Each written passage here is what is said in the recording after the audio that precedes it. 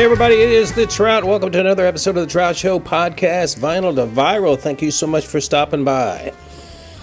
You know, one of the things that's changed a lot in guitar playing is the advent of guitar pedals. Now, before everything went digital, you had like two different things that people could use. A wah-wah pedal and a distortion pedal, which was made famous by two people. Wah-wah pedal, Jimi Hendrix. Distortion, Keith Richards in Can't Get No Satisfaction. But in the world of boutique guitar gear, few pedals carry the weight of legend like this one, the one we're going to talk about today. Built by hand, born from a collaboration with the guitarist from the famous The Band, and worshipped by tone chasers around the world. It's the overdrive that launched 1,000 waitlists, and I'm talking about none other than the AnalogMan King of Tone. Today on the show, we dive into the story behind this mythical pedal, how it was designed, why it's so loved, and why some guitarists wait 5 years, that's right, 5 years just to get their hands on one. From John Mayer's board to studio sessions everywhere, it's more than just a stop box, it's a movement. Let's wrap up the mystery one diode at a time. This is The Trout Show.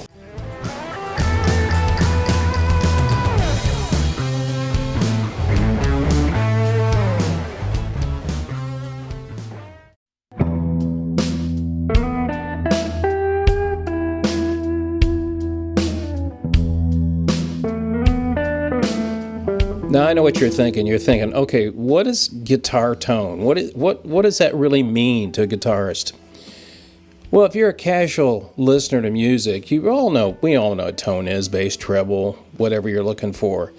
But guitarists like me and many famous guitarists, I'm not famous, but people that play guitar, are always looking for that tone. It's an elusive sound that only the guitar player can say, that's what I want to sound like. There are some people that you immediately, when you listen to them, you immediately go, oh, that's so-and-so. When I interviewed Eric Johnson, the Grammy winner last year, I asked him about tone. And if you ever listen to Eric Johnson, as soon as he starts playing it, bam, it's Eric Johnson. You can tell. Great musicians are like that. People are always looking for a special tone. So sometimes you can obviously get a tone from an amp, you can get a tone from the guitar, but so many players look to get the tone from a guitar pedal. It's something that sits on the floor that they can hit with their feet and change the sound of their amplifier, the song, the music coming out of their guitar. That's what a guitar pedal does. And over the last, 10 or 15 years, guitar pedals have just exploded. There's so many different ones out there to choose from. So it's like anything else, when we spend the money on something, or where it's a hobby or it's something we do for a living, we want to find the best thing that we can for what we do. So we're always looking for that great guitar pedal that's going to make the difference in our playing. Now, there are some people that never use a guitar pedal. I know Joe Bonamassa, the great blues artist, said one time when he played with Eric Clapton walked on stage, took a Stratocaster, his monster guitar cable, plugged it into a Fender Twin, and guess what he sounded like? Eric Clapton. No pedals, nothing. But on the other side of that is people that just make a huge amount of room on the stage for the pedals they have. Now, I'm a person, I don't use a lot of pedals, but the story behind this particular pedal, the King of Tone, is something that really interested me because the fact is, I heard about this from the fantastic player from Cardinal Black, Chris Buck.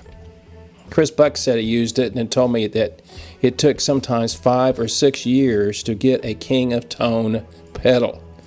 And I went, I've got to look into that. So let's talk about the guy that invented this, Mike Piera. He's better known as Analog Mike, and he's the founder of a website called AnalogMan, one of the most respected names in boutique guitar effects. A lifelong guitarist and electronics enthusiast, Piera started AnalogMan in the early 1990s to service, modify, and build vintage-style pedals for tone purists. There we go. Purist is a great word, right? He quickly gained a reputation for his attention to detail and dedication to analog sound. I don't even get into that argument, analog versus digital. Earning the trust of hobbyists and professional musicians alike. Mike is probably better known for one thing, and that is the overdrive pedal called King of Tone, which is a dual-channel masterpiece that became the holy grail item for guitarists around the world. And as I said earlier, years-long waitlist. And he's had glowing endorsements, some of the great players out there. Piera is a champion of what they call true bypass circuitry, vintage analog sound, handmade craftsmanship. Yeah, all those pedals are made by hand. So it takes you years to get one. His brand, AnalogMan, doesn't just make pedals, it also represents a philosophy rooted in musicality, simplicity, and tonal integrity. In addition to the King of Tone, Piera and his team built other acclaimed effects like Sunface, Fuzz, and Prince of Tone. Even after decades in business, Mike remains deeply involved in the analog operation, offering advice, support, and wisdom to guitarists seeking the perfect tone. Here we go again. The word is tone. So who are these great artists that count on the King of Tone guitar pedal? Well, here's the name of a few great guitar players. John Mayer. He's one of the most vocal and visible users. He uses it both live and in the studio. He loves it for its transparent overdrive that works well with amps like Dumble and 2-Rock. I haven't even talked about amps, people, but we could get into that situation a lot more detail. Other people that use it, it's James Valentine. He plays with Maroon 5. He likes using it live. One of my favorite Texas guitar players, Gary Clark, uses it. He likes it for its gritty, expressive blues rock tones. And he's been spotted using the King of Tone on his rig, his live rigs. Brad Whitford with Aerosmith used it for a long time. Kenny Wayne Shepherd uses it to push his Fender amps with smooth, bluesy drive. So you're saying to yourself out there, if you're a guitar player, you know what I'm talking about. But if you're not a guitar player, you're saying, what? The tone, what? Here's some things that guitar players talk about. They like the fact that the King of Tone has a transparent overdrive, that it doesn't color your tone. Now you're saying to yourself, okay, what does that mean? Well, it doesn't change the signal, but it does change the signal. It's kind of one of those weird things to think about.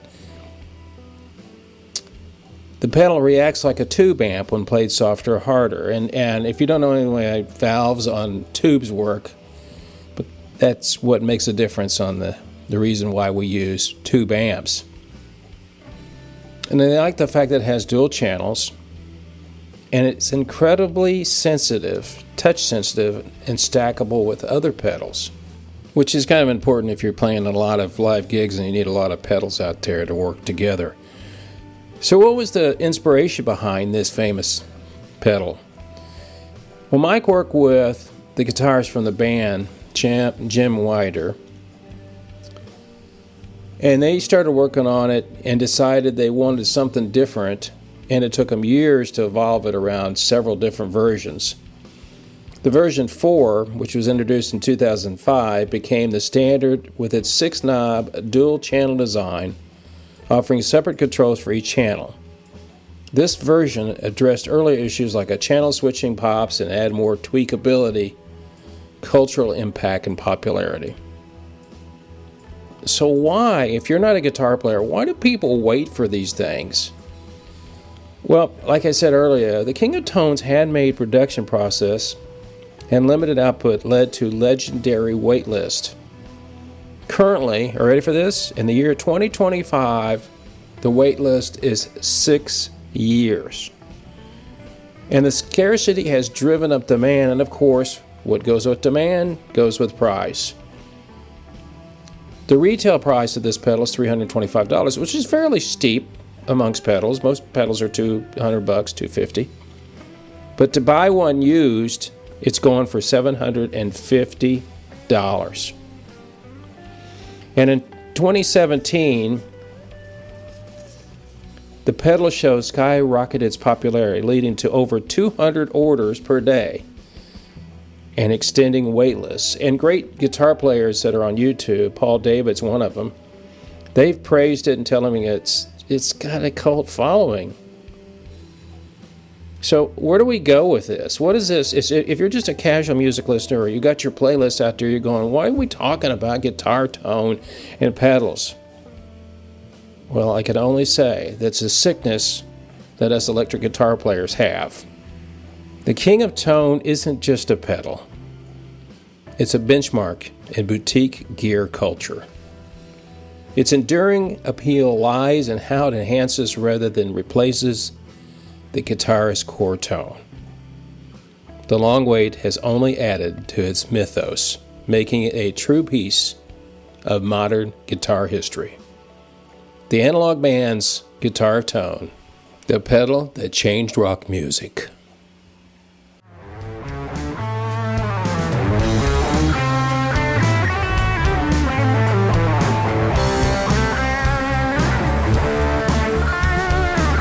Well, that's it for this episode of The Trout Show, Vinyl to Viral. Hope you enjoyed it.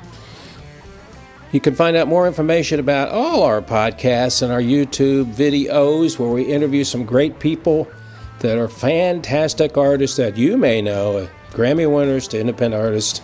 That's all available on thetroutshow.com. Until the next time, people, you know what I always say. It's only rock and roll. But I love it. See ya!